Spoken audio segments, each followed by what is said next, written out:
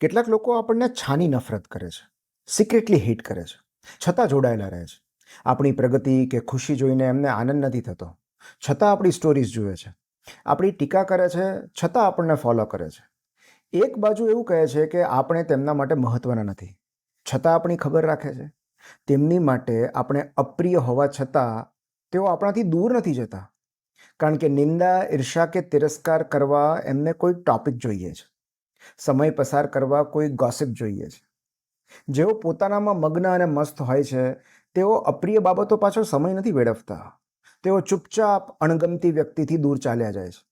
પણ જેમની મુખ્ય પ્રવૃત્તિ જ અન્યના જીવનનું એનાલિસિસ હોય, એમના માટે ધિક્કાર, એમનો ખોરાક અને ટીકા મુખ્ય પ્રવૃત્તિ બની જાય છે. આપણે કેટલાક લોકોના સંપર્કમાં નહીં, એમના સર્વેક્ષણમાં હોઈએ છીએ.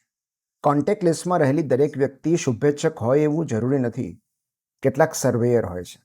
એમને કેટલી, કેવી અને ક્યાં સુધી માહિતી આપવી એ આપણા હાથમાં છે.